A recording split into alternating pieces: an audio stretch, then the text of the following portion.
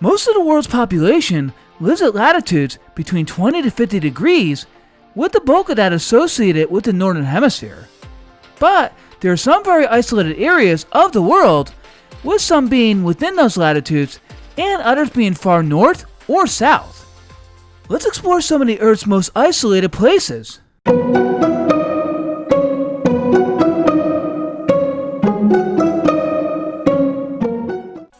Ever since the start of the agricultural revolution 10,000 years ago, humans transitioned from a nomadic way of life to a more stagnated one, by creating civilizations, cities, and other types of settlements. Humans have taken physical geography into consideration by building in areas that are accessible to water, flat and not too rugged, and not extreme climatically. With the start of the Industrial Revolution, humanity became significantly more advanced, leading to globalization. The 20th century saw a huge technological achievement in air travel, which allowed humans to get to places previously inaccessible. While humans can now access any part of the Earth, there are some places around the world that are remote and distant from the rest of the population. And while most of these places have very few inhabitants, some of these places have moderately sizable populations. Let's take a look at some of these isolated locales. While much of the United States is accessible to transportation networks, some places aren't. One unique community is Supai, Arizona. Supai has a population of around 200, mainly associated with the Havasupai peoples, a Native American group. The community is physically surrounded by the Grand Canyon steep cliffs, making constructing roads impossible. The only way in and out of Supai is by helicopter or by hiking 8 miles and descending 2,000 feet into the community. Supai is the only community in the United States in which mail is delivered by mules. A contractor picks up the mail and heads to a trailhead where it's loaded onto mules who bring the mail to town. While Supai is isolated, the Havasupai people rely on tourism, where people come to see the stunning scenery. Another American community which is isolated is the northernmost town of Utqiagvik, formerly known as Barrow, Alaska. Utqiagvik is situated more than 300 miles north of the Arctic Circle, making it one of the northernmost inhabited places in the world. It's about 1,300 miles away from Anchorage, Alaska's largest city, and there are no roads connecting Utqiagvik to the rest of Alaska or the continental United States. It is accessible only by airplane or by sea during the brief ice-free summer months. The population of Utqiagvik is around 4,500 people, which is sizable for a community of its type. And despite its location, it's one of the largest communities in the North Slope borough of Alaska. However, the small population also means limited services, businesses, and amenities compared to more connected cities. This can lead to a strain of social services, such as healthcare. The community only has one small hospital, and people who are in need of specialized services need to be flown to larger cities with better equipped hospitals. Also, since Utqiagvik is really isolated, goods must be flown in, so everything from food to building materials is very expensive. The Pacific Ocean is vast, covering around 1/3 of the Earth's surface, and there are many remote islands within it.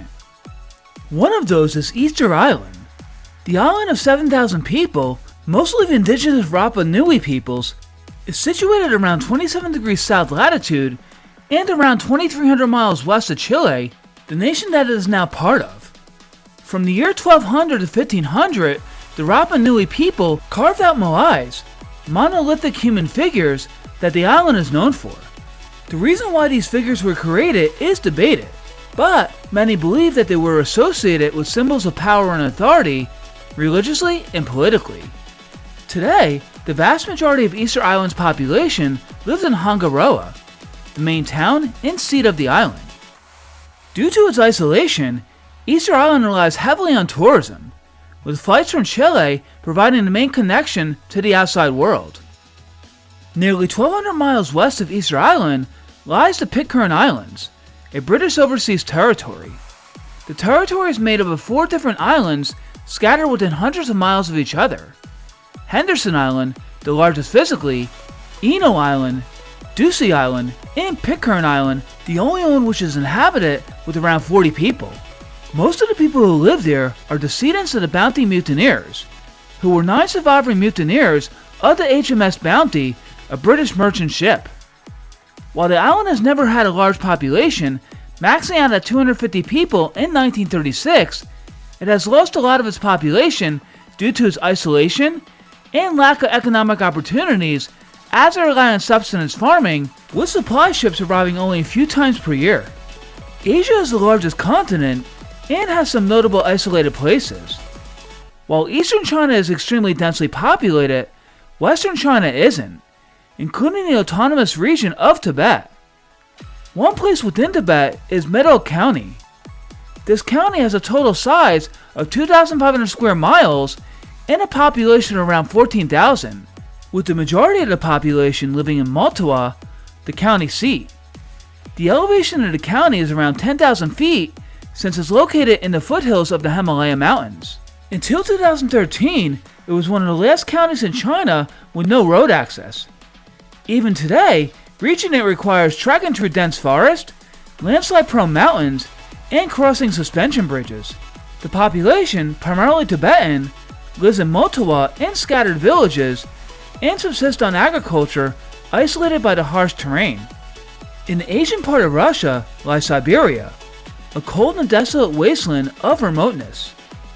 Oymyakon is a community located in eastern Siberia and is regarded as the coldest permanently inhabited settlement on Earth.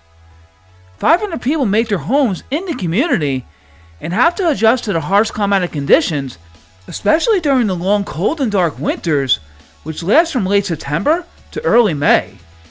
During January, the coldest month, the daily mean temperature is 50 degrees below zero. Oymyakon's remoteness deep in the Russian taiga makes transport to the community extremely difficult. Locals survive by herding reindeer and hunting, with traditional wooden homes adapted for extreme cold. Over the last few decades, the population of Oymyakon has drastically decreased from a peak population of 2,500. You can presume that it's likely from obvious physical factors. Australia is categorized both as a country and a continent, and physically, it's the 6th largest nation in the world. While most of the population lives in the eastern and southeastern part of the nation, Perth, a city of 2.3 million, is in the far southwestern part. It's also considered the most isolated major city in the world, with the closest city with over 1 million people being Adelaide, about 1,300 miles away. While Perth is secluded, it differs a lot from the other communities mentioned.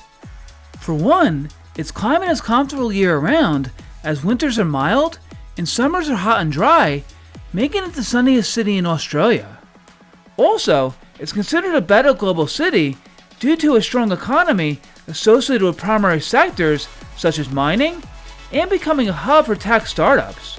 But because of its remoteness, Perth relies heavily on long-distance transport, especially for goods and services.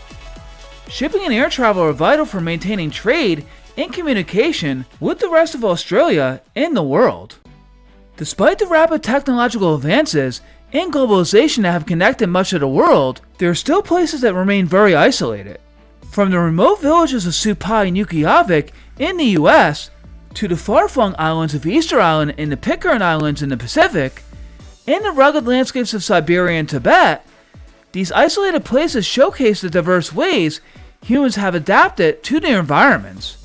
While some thrive through tourism and subsistence living, others face the challenges of harsh climates, limited infrastructure, and sparse populations.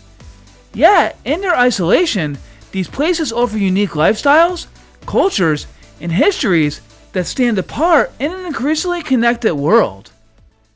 That concludes this week's episode. Thank you so much for watching. I hope you enjoyed it, and if you would like to leave a comment, please do so in the comment section below. And remember, if you enjoy geography, both physical and human geography, you like my channel.